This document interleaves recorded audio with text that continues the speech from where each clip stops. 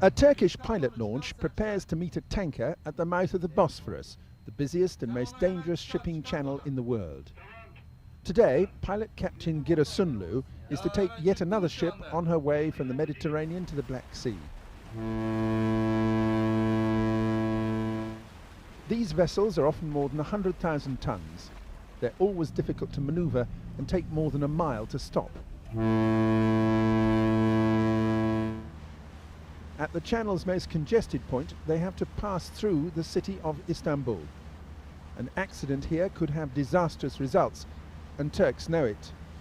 Here, about 14 million population, daily crossing 1.5 million people crossing from one side of the Bosphorus to other side. And the smallest vessel loaded with oil is above 100,000 tons. Suppose not only collision, suppose engine problem, rudder problem, technical problem of the vessel. It will be one of the greatest disasters of this century. For more than 1,000 years, Istanbul and the Bosphorus on which it stands has been the boundary between Europe and Asia. It used to be called Constantinople and was the centre of Byzantium and then the Ottoman Empire. Today, the danger from oil tankers passing through the city is one of the few issues which unite all Turks. Yes, of course it's dangerous because too many people living here, and the Bosphorus is very important for Istanbul and Turkey, you know, historical place. It's very dangerous. We are afraid when they pass because they are very big and they make noise, and you feel inside the house. You don't need even see the tank and you feel it. The Bosphorus has always been strategically important and the subject of international rivalries. Turks call it the Turkish Straits, the Russians the Black Sea Straits. It's a winding channel 17 miles long and in places only half a mile wide. It's the only link between the Black Sea and the Mediterranean and the only sea route the former Soviet republics can use to reach the outside world.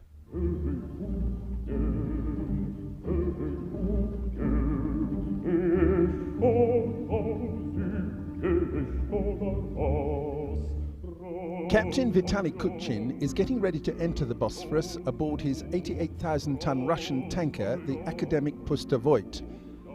He's just come from Spain and is on his way to his home port of Novorossiysk to pick up another load of oil and bring it back through the Bosphorus.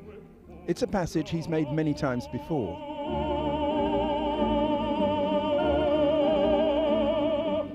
The tanker's course will take her only a few feet from Turkish shores, but her passage is guaranteed by an international treaty.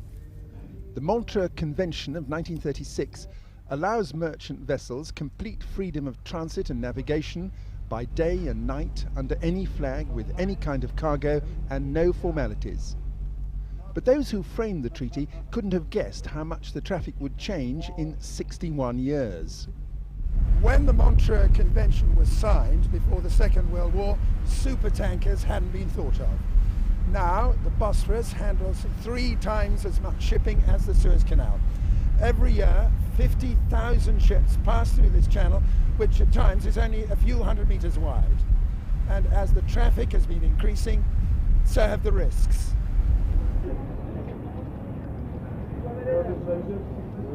With constantly growing traffic, accidents were inevitable.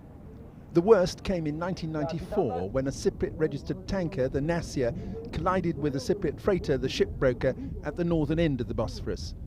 The Nasir's oil tanks exploded and both ships caught fire. In all, 29 crew died.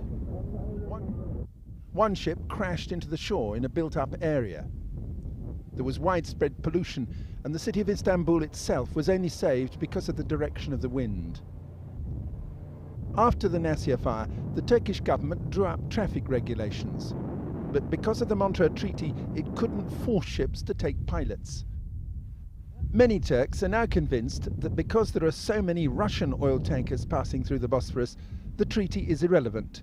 Nobody cares about the international treaty because our lives are much more important than international treaties. No Turkish government can let the Russians go through the Bosphorus as they want and as they please.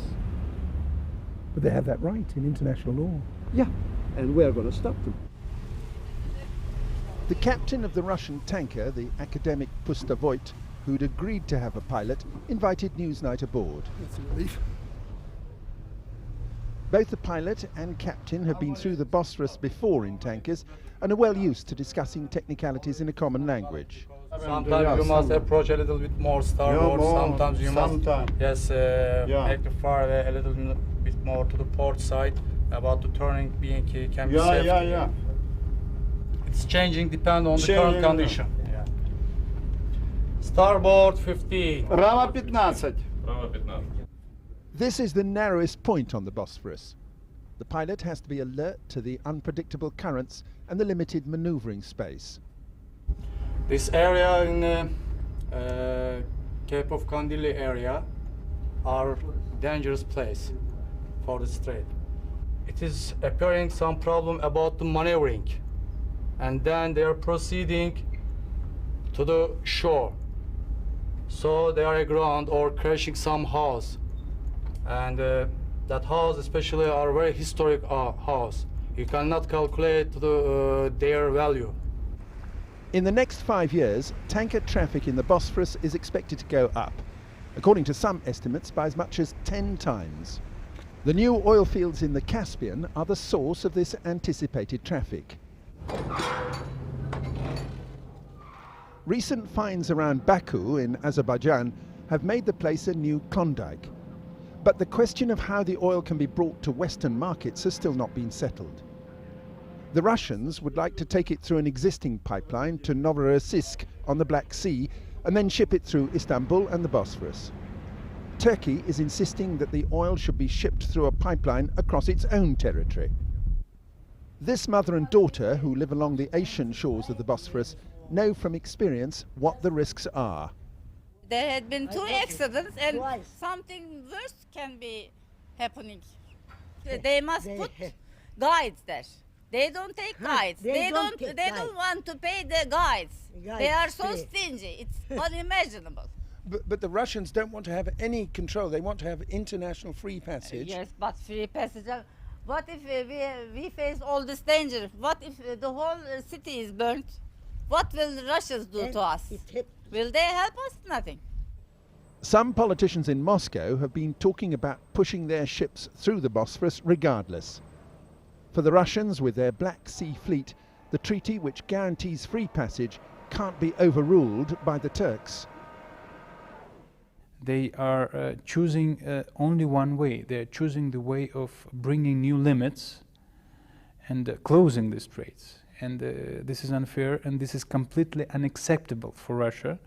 If, as a result of Turkish national pride, control of the Bosphorus was Turkish, absolutely, what difference would that make to Russia?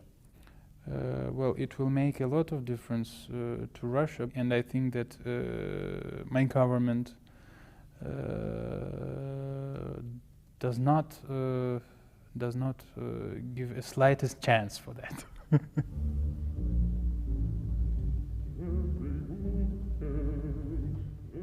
What's at stake is control of the new oil supplies to the west.